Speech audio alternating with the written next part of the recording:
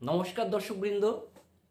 আজকে আমার থাম্বনেল দেখে আপনারা নিশ্চয়ই বুঝতে পারছেন যে কি নিয়ে আজকে আমি আলোচনা করতে চলেছি। হ্যাঁ, পিরিয়ডিক পেন বা মেনস্ট্রুয়াল পেন। প্রত্যেক মহিলার জীবনেই কিন্তু এই পেনটি খুব স্বাভাবিক এবং প্রত্যেক মহিলারাই কিন্তু এই মেনস্ট্রুয়াল পেনে কিন্তু ভুগে থাকেন। কারো একটু মেনস্ট্রুয়াল পেন বেশি হয় অথবা কারো একটু কম হয়, কিন্তু প্রত্যেক মেয়েরই কিন্তু এই পিরিয়ডের সময় যে ব্যথা সেটা কিন্তু হয়েই থাকে। তো আজকে আমি আলোচনা করব যে এই পিরিয়ডের সময় যদি ব্যথা হয় তাহলে আমরা এই ব্যথায় কোন মেডিসিন ইউজ করতে পারি, সেই মেডিসিনটির নাম কি, মেডিসিনটি কীভাবে আমাদের শরীরে কাজ করে, মেডিসিনটি আর কী কী ক্ষেত্রে আমরা ইউজ করতে পারি, এর সাইড এফেক্ট কী আছে, এর প্রিকশন কী কী আছে, এরকম সমস্ত কিছু নিয়ে আজকে আমি আপনাদের সামনে বলবো। ভিডিওটি যদি ভালো লাগে দেখার পর তাহলে অবশ্যই একটি লাইক দিয়ে দেবেন আর আমার এই চ্যানেলটিকে সাবস্ক্রাইব করে দেবেন। আমি ফার্মাসিস্ট পার্থসারথী ঘোষ আর আপনারা দেখছেন আপনাদেরই চ্যানেল মেডিটক স্টুডিও। তো চলুন বন্ধুরা, আজকে কিছু নতুন জানা যাক।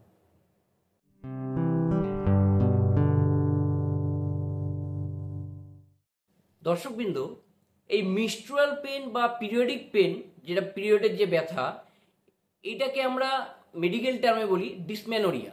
তো এই ডিসমেনোরিয়া হচ্ছে দুই রকম, একটা হচ্ছে প্রাইমারি ডিসমেনোরিয়া এবং আরেকটা হচ্ছে সেকেন্ডারি ডিসমেনোরিয়া।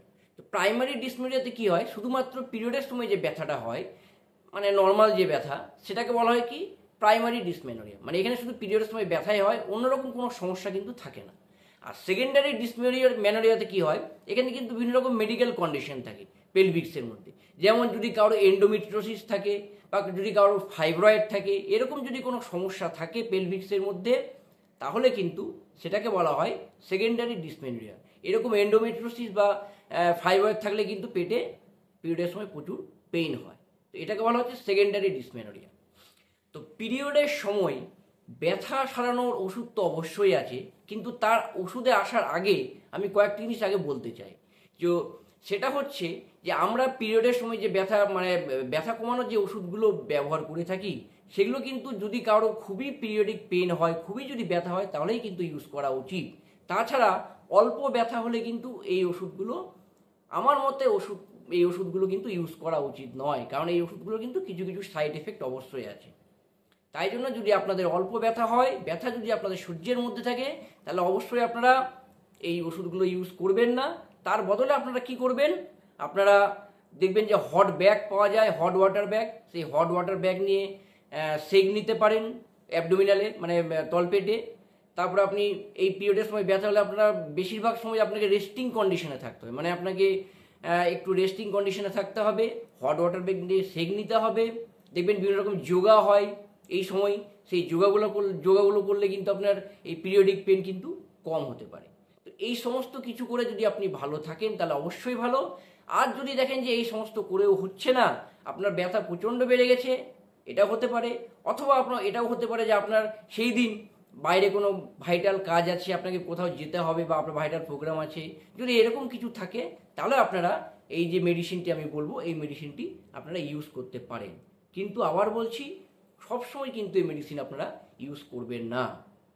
তো চলুন আজকে এই মেডিসিনটার সম্পর্কে আমরা জানি। তো এই মেডিসিনটার নাম হচ্ছে কি, মেডিসিনটার নাম হচ্ছে মেপটাল স্পাস ট্যাবলেট। তো এই মেপটাল স্পাস ট্যাবলেট একটা ব্র্যান্ড নেম।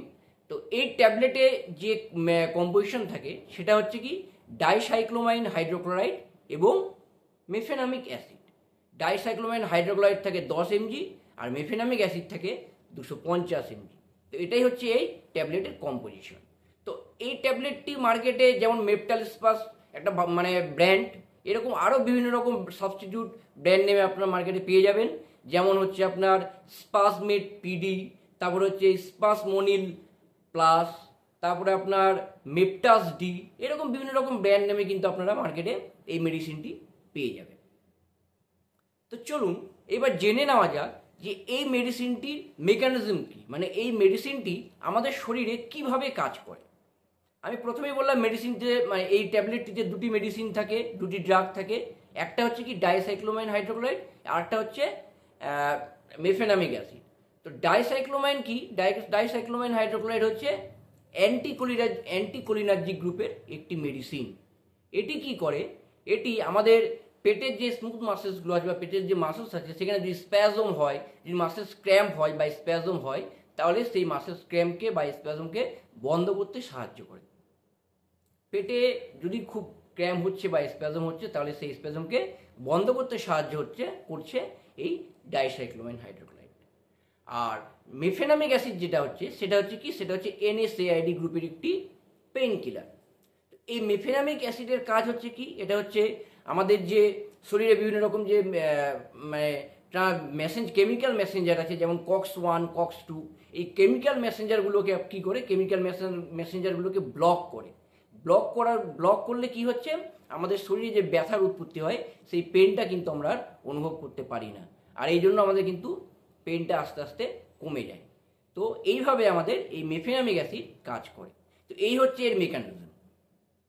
চলুন এবার জেনে নেওয়া যাক যে এই ট্যাবলেটটি আমরা কি কি ক্ষেত্রে ইউজ করি। তো এই প্রধান যেটা আমি যে জন্য ভিডিওটা বানিয়েছি, প্রধান যেটা ইউজ সেটা হচ্ছে পিরিয়ডিক পেন বা পিরিয়ডের সময় ব্যথা। পিরিয়ডের সময় ব্যথা হলে মানে বেশিরভাগ ডাক্তাররা কিন্তু এই মেডিসিনটি পেশেন্টদেরকে প্রেসক্রাইব করে থাকেন। এছাড়া যদি আপনার কোনো সময় অ্যাবডোমিনাল ক্র্যাম্প হয়, তাহলে আপনারা এই মেডিসিনটি ইউজ করতে পারেন। আবার দেখবেন কখনো কখনো কী হয়, কারো পিরিয়ডের সময় প্রচুর পরিমাণে হেভি ব্লিডিং হয়। এই যদি প্রচুর পরিমাণে ব্লিডিং হয়, এক্ষেত্রেও কিন্তু এই মেডিসিনটি আমরা ইউজ করতে পারি। এছাড়াও যদি কারো মাসেলস পেন হয়, পেনের ক্ষেত্রেও কিন্তু আমরা এই মেডিসিনটি ইউজ করে থাকি। আরেকটি ডিজিজ আছে, রোগ আছে, সেটা হচ্ছে কি ইরিটেবল বাওয়েল সিনড্রোম। মানে এই ইরিটেবল বাওয়েল সিনড্রোম কি হয়, আমাদের ইন্টেস্টাইনের মধ্যে যে ইন্টেস্টাইন যে আছে, সেই ইন্টেস্টাইনের মধ্যে কিন্তু অ্যাবনর্মাল একটা মুভমেন্ট হয়। আর এই অ্যাবনর্মাল মুভমেন্টের জন্য দেখবেন কোনো সময় আমাদের কনস্টিপেশন হয়, আবার কখনো কখনো ডায়রিয়া হয়ে যায়। আর এই সময় কিন্তু আমাদের প্রচণ্ড পরিমাণে পেট ব্যথা হয়। আর এই ব্যথাকে ঠিক করতেও কিন্তু আমরা এই মেডিসিনটি ইউজ করে থাকি। তো এই হচ্ছে এই মেডিসিনটির ইউজ। এবার আমরা জেনে নেব যে ডোজ কী হবে মেডিসিনটার। তো এই মেডিসিনটির ডোজ কী হবে, এটি যেহেতু একটি NSAID গ্রুপের মেডিসিন, এটি আমরা সবসময় খাওয়ার পরেই খাবো, এবং আমরা সারাদিনে 2 থেকে 3 বার পর্যন্ত কিন্তু একটি করে ট্যাবলেট সারাদিনে 2 থেকে 3 বার পর্যন্ত খেতে পারি। তো এটা পেশেন্টের ব্যথার উপর নির্ভর করে। পেশেন্টের ব্যথা যদি খুব বেশি না থাকে, তাহলে ট্যাবলেটটি দিনে 2 বার খেলেও হবে খাওয়ার পরে। আর যদি পেন বেশি থাকে বা ব্যথা বেশি থাকে, সেক্ষেত্রে কিন্তু পেশেন্ট এটিকে খাওয়ার পরে 3 বার খাওয়ার পরেও কিন্তু খেতে পারে। তো এর ডোজ হচ্ছে 2 বার থেকে 3 বার খাওয়ার পরে। আর ডিউরেশন হচ্ছে কি, এটি যখন আপনার পেট ব্যথা ভালো হয়ে যাবে তারপরে কিন্তু আপনি এই ট্যাবলেটটি বন্ধ করে দেবেন। এরপরে পেট ব্যথা ভালো হয়ে গেলে এই ট্যাবলেটটি খাওয়ার কিন্তু আর কোনো দরকার নেই। চলুন এবার জেনে নেওয়া যাক যে এই মেডিসিনটির প্রিকশন কি আছে, মানে কারা কারা এই মেডিসিনটি খেতে পারবেন না আর কারা কারা খেতে পারবেন। তো প্রথমেই যেটা বলে রাখা দরকার সেটা হচ্ছে প্রেগনেন্ট ওমেন যারা আছেন, এই প্রেগনেন্ট ওমেনরা কিন্তু এই মেডিসিনটি খেতে পারবেন না। প্রেগনেন্ট ওমেন এবং ল্যাকটেটিং ওমেন এরা কিন্তু এই মেডিসিনটি খেতে পারবেন না। 2 নম্বর হচ্ছে যাদের কিডনি ডিজিজ আছে বা লিভার ডিজিজ আছে, তারাও কিন্তু এই মেডিসিনটি খেতে পারবেন না। ডাক্তারের পরামর্শ নিয়ে, যদিও আপনাদেরকে খেতে হয়, তাহলে অবশ্যই ডাক্তারবাবুর পরামর্শ নিয়ে কিন্তু আপনারা খাবেন, নিজে নিজে খেতে যাবেন না। 3 নম্বর, যদি কোনো ব্যক্তি মদ্যপান করছেন, এরকম যদি কোনো ব্যক্তি হয়, তাহলে কিন্তু তিনি এই মেডিসিনটিকে অ্যাভয়েড করে চলবেন, কারণ মদ্যপানের সঙ্গে এই মেডিসিনটি কিন্তু খাওয়া যাবে না। 4 নম্বর, এই মেডিসিনটি খাওয়ার পরে আপনার ড্রাইভ না করাই ভালো বা কোনো হেভি মেশিনারিজ না চালানোই ভালো, কারণ এই মেডিসিনটি খেলে এর একটা সাইড এফেক্ট আছে কি, স্লিপিনেস বা ডিজিনেস হয়। তো এই স্লিপিনেস বা ডিজিনেস হলে কিন্তু আপনার ড্রাইভ করতে অসুবিধা হতে পারে, আবার অ্যাক্সিডেন্টও হয়ে যেতে পারে।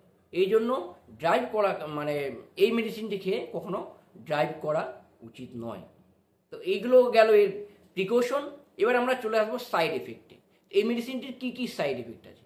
তো এই মেডিসিনটির সাইড এফেক্ট কিছু আছে, যেরকম এই মেডিসিনটি খেলে নশিয়া বা ভমিটিং হতে পারে, বমি বমি ভাব পেতে পারে, ডিজিনেস হতে পারে, ড্রাউজিনেস হতে পারে, ড্রাই মাউথ, মানে মেডিসিনটি খেলে দেখবেন যে বারবার মুখ শুকিয়ে যায়, ড্রাই মাউথ হতে পারে, ব্লাড ভিশন হতে পারে, মানে দেখবেন যে চোখে ঝাপসা আপনি দেখতে পারেন।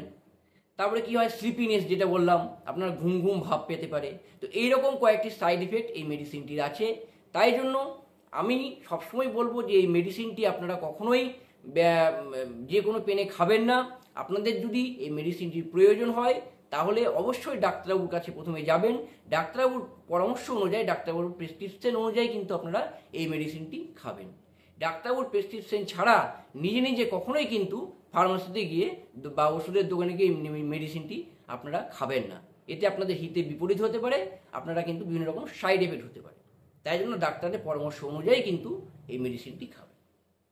তো বন্ধুরা, আজকে আমি এই মেডিসিনটি সম্পর্কে আপনাদেরকে বললাম যে মেডিসিনটি কীভাবে কাজ করে, সাইড এফেক্ট কী কী ডোজে মেডিসিনটি খাওয়া যায়, এই সম্পূর্ণ তথ্য আপনাদেরকে জানালাম। এরপরেও যদি আপনাদের জানবার কিছু থাকে তাহলে অবশ্যই আমার এই কমেন্ট বক্সে কমেন্ট করবেন, আমি আপনাদেরকে যথাসাধ্য উত্তর দেওয়ার চেষ্টা করব। আর এই ভিডিওটি যদি আপনাদের ভালো লাগে তাহলে অবশ্যই একটি লাইক দিয়ে দেবেন, আর আমার এই চ্যানেলটিকে সাবস্ক্রাইব করে দেবেন, কারণ এরকম নতুন নতুন ভিডিও আমি কিন্তু আমার এই চ্যানেলে আনতে থাকি। তো বন্ধুরা, আজকে এই পর্যন্তই। নমস্কার।